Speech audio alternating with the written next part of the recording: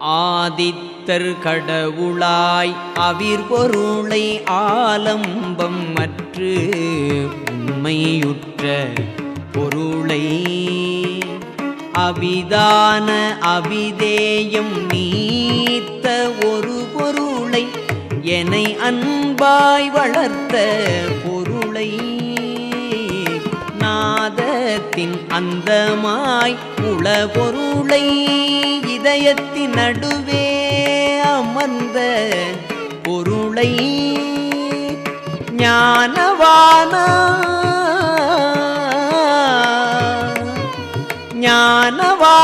நிறைந்தெங்கும் உள பொருளை என் நட்புக்கு உகந்த பொருளை வாதத்தினால் அளவிடற்கரிய பொருளை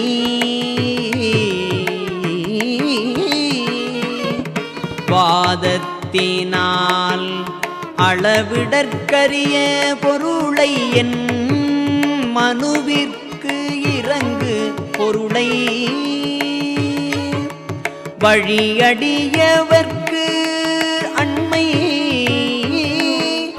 நொது மலர்க்கு அதிதூரமாக நின்றுள்ள பொருளை சீத திருப்பறிவில் நல்கியனையாளரோ தித்திக்கும் முத்தி முதலே தெள்ளறிவனும் சலதி பொங்கும் உள்ளூரில் வளர் சிவசுப்பிரமணிய தேவே.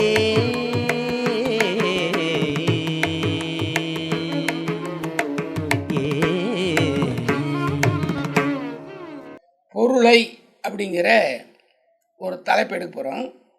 அதுக்கு முன்னாடி இந்த 10 பாட்டு எப்படி வருதுன்றதையும் நம்ம பார்க்க போகிறோம். முதல் 10 பாட்டு நம்ம முடிச்சிட்டோம் பதி இலக்கணத்தில். அதே பதி இலக்கணத்தில் அடுத்த ஒரு 10 பாட்டு வரும். மொத்தம் 20 பாட்டு தான் பதி இலக்கணம் மொத்தமே. அப்போது ரெண்டாவது பதி இலக்கணத்தில் என்ன வேறுபாடு அதுக்கும் இதுக்குன்னா, இதுக்கு வந்து ஐ அப்படிங்கிற ஒரு எழுத்தை எக்ஸ்ட்ரா எழுதியிருப்பார், அவ்வளோதான். இதுக்கு தமிழ் இலக்கணத்தில் பார்த்தீங்கன்னாக்கா ஐ, ஆல், கூ, இன், அது, கண் அப்படின்னு கடைசியில் முடியும் ஒரு வார்த்தையில். ஐ, ஆல், கூ, இன், அது, கண் அப்படின்னு 6-7 வார்த்தை. இன்னும் 2 இருக்குது. இந்த 6 எல்லாத்துலையும் உபயோகப்படும். இது இதில் முடிஞ்சதுன்னா அந்த வார்த்தைக்கு தனியாக ஒரு பொருள் உண்டு. மற்றெல்லாம் பொதுவில் போகலாம். இப்படி வந்துச்சுனாக்கா தனியாக தான் அது மட்டும்தான் அப்படின்னு அர்த்தம். இது பொருள் அப்படின்னா இதில் பொருளை அப்படின்னாக்கா அது மட்டும்தான் அர்த்தம். அதில் பொருள்னால் எது வேணாலும் போகலாம். இது பொருளை அப்படின்னா ஐ போட்டால் அது மட்டும்தான் அர்த்தம். நாயகம் அதில் என்ன, இதில் நாயகத்தை அப்படின்னா அப்போ அந்த ஐ சேரும்பொழுது கடைசியில் முடியும் பொழுது இது மட்டும்தான் ஸ்பெஷலாக சொல்கிறது அப்படி வரும். அந்த ஐ ஆல் கு அதில் தான் என்னால் எனக்கு அப்படின்னு சொல்லி அது வரும். ஐ ஆல் கு இன் அதுகன் எண்ணின் என்னது அப்படின்னு வரும். என் கண் அப்படின்னு வரும். எப்படி எல்லாமே அந்த 6 எழுத்துக்களும் இலக்கணத்தில் அப்படி ஒரு ரகசியம் வச்சுக்காங்க. ஆனால் இந்த பாட்டில் இன்னொரு ஐக்கு இன்னொரு அர்த்தமும் எடுக்கலாம். ஐன்னா சாமி கொடுக்குறாரு, தலைவன் ஒரு அர்த்தம் கொடுக்குறாரு. ஐன்னா ஐயுரு மலையன் பாதத்துன்னு வரும் பாருங்க. அப்போ ஐ வரும்போது தலைவன் திருத்தணியில் வராரு. அதால் இது ஐ வந்து அப்படியும் வரும். அதனால் ஐயை வந்து 2 விதமாக எடுத்துக்கலாம். இதில் ஐ தலைவன்ற வெப்பில் எடுத்துக்கலாம். இப்போது இந்த பாட்டில் 10 பாட்டிலையும் கடைசியில் ஐ சேர்ந்து வரும். அதெல்லாம் இதுக்கு வந்து நீங்கள் வரும்பொழுது பொருளை, நாயகத்தை, பராபரத்தை, ஒன்றை, இல்லாததை, சதாசிவத்தை, அமுதத்தை, சுகோதயத்தை, சின்மயத்தை, பூரணத்தை அப்படிதான் முடிச்சிருப்பார் இந்த 10 பாட்டிலையும். நீங்கள் இதிலேருந்தே நீங்கள் இந்த நெடியில் வச்சு இந்த இடத்துல இருக்கக்கூடிய இறைவனை இந்த மூலாதாரத்தை ஒளி சத்தத்தில் எடுக்கும் பொழுது இங்கே எடுக்க முடியும். இதான் நெடியில் வரும்பொழுது அப்படி வரும். இதை நீங்கள் கவனிச்சிங்கன்னா கந்தர் ஒளி அல்ல அந்த ஆதின்னு சொன்ன இல்லைங்களா, அந்த ஹாங்கிற இடத்துல இது ஹை வரும்போது இப்படி வரும். அது கவனிச்சிங்கன்னா பார்க்கலாம். இப்போ இந்த இதில் நம்ம என்ன பண்ண போகிறோம், பொருளை அப்படிங்கிற இந்த பாட்டுக்கு பீமா சோமசுந்தரம் ஐயா விளக்கமும் ராமனைய விளக்கம் சேர்த்து தான் இதில் கொடுக்குறேன். எதுவும் நமக்கு புரியுமோ இன்றைய நிலையில் நம்ம புரியுமா. ஏற்கனவே சொல்லியிருந்து சாதாரண தமிழில் பேசிகிட்டு இருந்தோம். இப்போ இது கொஞ்சம் வித்தியாசமான ஒரு தமிழில் சொல்ல வேண்டிய இடத்துல இருக்கிறோம். அப்போது அதை எழுதி வச்சுட்டு சொல்லும் பொழுது அவங்க சொன்னது அப்படியே தான் சொல்லணும். அதனால் கொஞ்சம் இதில் இனிமேல் வரும்பொழுதுலாம் ரொம்ப சுருக்கமாக தான் சொல்லியிருப்பேன். ஒரு இதுலேயும் 2 பாட்டு வரப்போல தான் கொடுத்துருவாங்க. அதளவு ஒரு 10 வரி 8 வரி 10 வரி 8 வரி தான் வரும். அதில் இந்த அர்த்தம் உங்களுக்கு ஓரளவுக்கு தான் தெரிஞ்சுக்கணும்.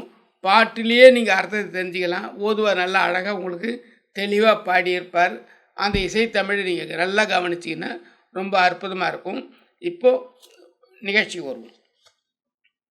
இனிக்கும் முத்திக்கு தலைவனே, தெளிந்த அறிவு கடல் பொங்கும் இதயதலத்தில் எழுந்து அருளும் சிவசுப்பிரமணிய கடவுளே, சூரியனுக்கு தேவனாக விளங்கும் பொருளை, பற்றியில்லாத ஒரு மெய்ப்பொருளை, பெயர் சொல்ல முடியாத ஒரு ஒப்பற்ற பொருளை, என்னை அன்பாக ஆளாக்கிய பொருளை, நாத முடிவாய் உள்ள பொருளை, இதய குகை நடுவில் எழுந்து அருளிய பொருளை, ஞான வெளியான பொருளை. இதெல்லாம் இதே குகைன்ற உங்களுக்கு சொல்லிட்டு இந்த இடம் சென்டர்னு. ஞான வெளின்னா அறிவுக்கு அறிவு ஞானம், அது பேரறிவு. அந்த இடம் வெளி அப்படி, அது வெளியும் இருக்குது உள்ளவும் இருக்குது. அது இங்கே இருக்குன்றதான் ஞான வெளியான பொருளை, என் நட்புக்கு உரிய பொருளை. கிட்ட பக்கத்தில் இருந்த நட்பு தானே, ஜீவான்மா அருகிலே தானே பரமாத்மா இருக்குது. என் நட்புக்கு உரிய பொருளை, நூல்களால் அளவிட முடியாத பொருளை. எவ்வளோ உலகத்தில் எவ்வளோ ஆன்மீக நூல்கள் எழுதினு இருக்கிறாங்க. அந்த நூல்கள் எதுலேயும் அளவிட முடியாத பொருளை, என் வேண்டுதலுக்கு இறங்கி அருளும் பொருளை. நான் வேண்டுறேன், எனக்கு நீ அருள் கொடுக்குறேன். அந்த வேண்டுவதற்கு இறங்கி அருளும் பொருளை, அடியாருக்கு நெருக்கமாகவும் அயலாதவர்க்கு விளக்கமாகவும் நின்ற பொருளை. யாரெல்லாம் அடியார்னு இருக்காங்களோ அவங்களுக்கெல்லாம் அனுகிரகம் பண்ணிகிட்டு இருக்கிறேன். யாரெல்லாம் உனக்கு கண்டுக்காமல் இருக்காங்களோ அவங்களையும் நீயும் கண்டுக்காமல் இருக்க. காந்தமும் இரும்பும் நெருக்கமாக வந்தால் தான் இழுக்கும், தூரமாக இருந்தால் முடியாது, இழுக்க முடியாது. குளிர்ச்சியான அருளை வழங்குக.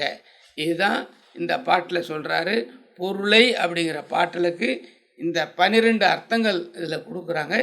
இதை நீங்கள் இன்றைய தேதியில் பெற்று வெற்றி பெறுமாறு வேண்டுகிறேன். வணக்கம்.